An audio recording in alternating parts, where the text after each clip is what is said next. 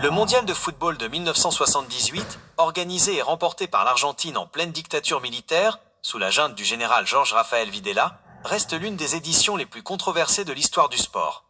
Le régime a utilisé le football comme un outil de propagande massive, n'hésitant pas à recourir à des pressions, des irrégularités et des arrangements douteux. Voici, dans l'ordre chronologique, les principales affaires et astuces qui ont favorisé l'Argentine durant la compétition. 1. La modification des horaires des matchs tout au long du tournoi. Dès la phase de groupe, la junte militaire et les organisateurs obtiennent de la FIFA une modification stratégique du calendrier. L'artifice. Alors que les autres équipes d'un même groupe jouent leurs matchs décisifs en simultané pour éviter les arrangements, l'Argentine obtient de jouer systématiquement après ses rivaux. L'avantage, l'équipe argentine entrait sur le terrain en connaissant exactement le résultat de ses concurrents directs, et savait précisément quel score elle devait réaliser pour se qualifier. 2. Le match Argentine-France. Arbitrage et pression, 6 juin 1978. Lors du premier tour, le match contre la France est crucial pour la qualification de l'Argentine.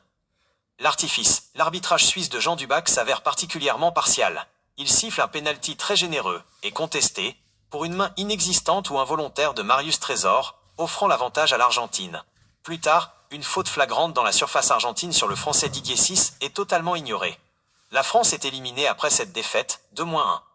3. L'intimidation armée et le scandale de la marmite de Rosario, Argentine 6-0 Pérou, 21 juin 1978. C'est le sommet de la suspicion de ce mondial. Lors du deuxième tour, le Brésil bat la Pologne 3-1 l'après-midi.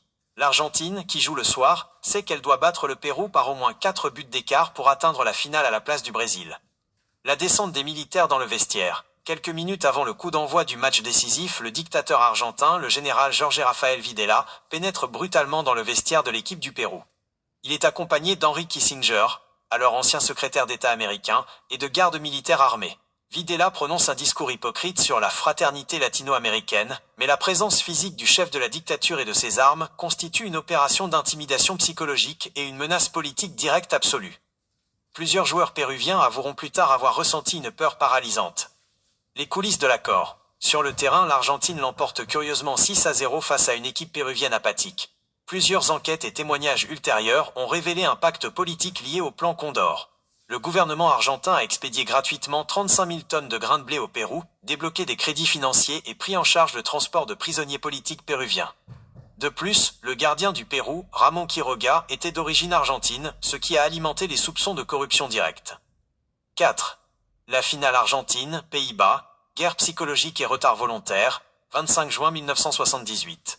Avant même le coup d'envoi de la finale, l'Argentine utilise des tactiques de déstabilisation psychologique.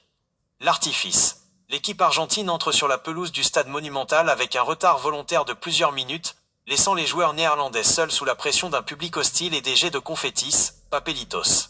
Le faux prétexte. Le capitaine argentin, Daniel Passarella, se plaint soudainement auprès de l'arbitre italien Sergio Gonella, concernant le plâtre de protection que le joueur néerlandais René van de Kerkhoff portait pourtant au bras depuis le début du tournoi sans aucun problème.